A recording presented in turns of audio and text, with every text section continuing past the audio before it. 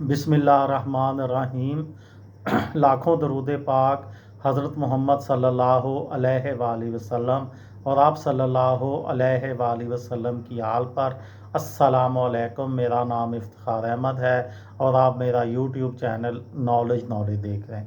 صلاح الدین ایوبی نے یروشلم کیسے فتح کیا، آج اس کا میں آپ کو تیسرے حصے میں بتاؤں گا، اس کے آگے واقعہ۔ سلطان صلاح الدین ایوبی کا سنی اسلامی دنیا کے روحانی رہنما، بغداد کے خلیفہ اور مصر کے اسماعیلی شیعہ فاطمی خلیفہ کے ساتھ تعلق خاص اہمیت کا حامل ہے، اور آخر میں ان کا ذکر ایک اور مسلمان سلطان نور الدین زنگی کے ذکر کے بغیر نامکمل ہے۔ ایوبی اور زنگی خاندانوں کے عروج کی کہانی ایک دوسرے کے ساتھ جڑی ہے، اور اس میں ایوبی خاندان زنگی خاندان کے تابع تھا۔ فلپس لکھتے ہیں، صلاح الدین کی سلطنت کے شمالی افریقہ سے شروع ہو کر مقدس مقامات اور شام کو اپنے اندر سموتے ہوئے آج کے عراق میں دریائے دجلہ تک اپنی سرحدیں پھیلانے کے عمل میں حیران کن حد تک مختلف مذہبی، نسلی اور سیاسی پس منظر کے لوگ شامل تھے۔ ان کی کہانی خونی جنگوں سے بھری ہے، لیکن یہ جنگیں ہمیشہ سیدھا ایک مذہب کی دوسرے مذہب سے لڑائی نہیں تھی۔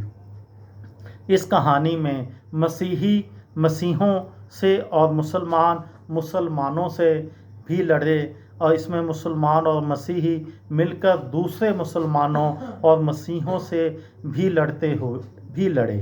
اس کہانی میں لوگوں نے پارٹیاں بھی بدلیں اور لڑائی نئے روپ میں اب بھی جاری ہے۔ اس وقت آج کی طرح کسی بھی معاملے میں زمینی صورتحال اس تصویر سے بہت مختلف اور الجھی ہوئی تھی جو کہ دور سے نظر آتی تھی۔ نسلی، سیاسی، اقتصادی اور ذاتی مفادات کی کھچڑی تھی جو صرف مذہبی عقائد کی بنیاد پر کھڑی تھی۔ اس کہانی کی بنیاد سن 1132 میں صلاح الدین ایوبی کی پیدائش سے بہت پہلے رکھی گئی تھی، جب ان کے والد نجم الدین ایوب عراق کے شہر تکریت کے گورنر تھے۔ فلپس کے مطابق ایک روز زنگی نامی ایک طاقتور ترک جنگجو سردار دشمنوں سے بچتے ہوئے دریائے دجلہ کے کنارے ان کے شہر کے دروازے پر آئے۔ ایوب نے انہیں پناہ دی اور ان کا یہی فعل بعد میں تاریخی ثابت ہوا۔ کئی برس بعد 1137-38 میں نجم الدین ایوب کے بھائی شیر کوہ نے ایک عورت کی توہین کرنے پر ایک مقامی فوجی کمانڈر کو ہلاک کر دیا، اور اس کی پاداش میں نہ صرف ایوب سے عہدہ چھن گیا بلکہ پورے خاندان کو علاقہ بھی چھوڑنا پڑا۔ اس وقت ترک سردار زنگی نے پرانے احسان کے بدلے اس کرد خاندان کو موصل میں بسایا اور انہیں زمینیں بھی الاٹ کیں۔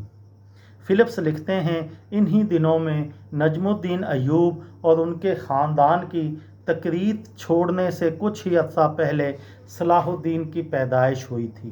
سردار زنگی کے علاقے میں مسلمان حکمرانوں سے تو جھگڑے تھے ہی، لیکن ان کے عزائم نے انہیں فرنجیوں، الفرنجہ یا فرینکس کے سامنے بھی لا کھڑا کیا۔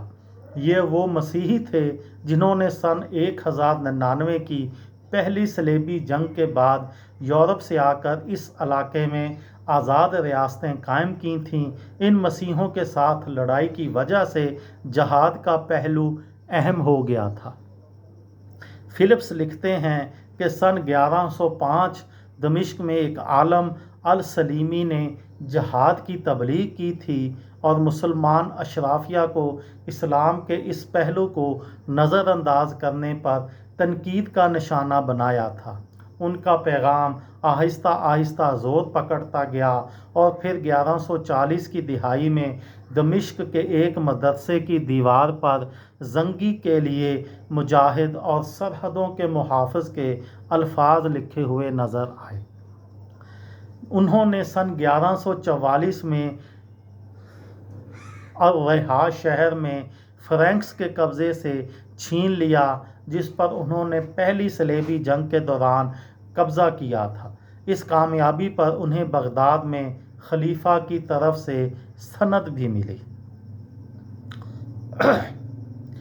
سن 1146 میں سردار زنگی کے اچانک انتقال کے بعد ان کی جگہ ان کے چھوٹے بیٹے نور الدین زنگی نے لی، جو آئندہ 30 برسوں تک بہت بڑی صلیبی مخالف قوت بن کر ابھرے۔ صلاح الدین کی زندگی پر ان کا بہت اثر تھا۔ نور الدین نے خطے میں جہاد کی ایسی بنیاد ڈالی جسے پھر صلاح الدین ایوبی آگے لے کر چلے۔ جہاد کے جذبے میں شدت کے ساتھ ساتھ مسلمانوں میں دوبارہ فتح کی خواہش بھی پیدا ہو گئی۔ سن 1160 کی دہائی میں کے دوران صلاح الدین اپنے بھائی تران شاہ کی جگہ دمشق کے پولیس چیف بنے اور اس طرح انہیں انتظامیہ کا کچھ تجربہ حاصل ہوا۔ اس دوران وہ اپنے چچا شیرکوہ کے ساتھ کام کرتے ہوئے نور الدین زنگی کے قریبی حلقوں کا حصہ بن چکے تھے اور حکمرانی کے طور طریقوں کو قریب سے دیکھنے کا موقع بھی ملا۔ فلپس لکھتے ہیں، نور الدین عظیم حکمران تھے اور ہوشیار کرد نوجوان کے لیے بہترین مثال۔ یہ تھی میری آج کی ویڈیو۔ کسی دوست کو، کسی بھائی کو، کسی بہن کو فائدہ ہو تو مجھے دعاؤں میں یاد رکھیے گا۔ دل دل پاکستان، جان جان پاکستان۔ السلام علیکم۔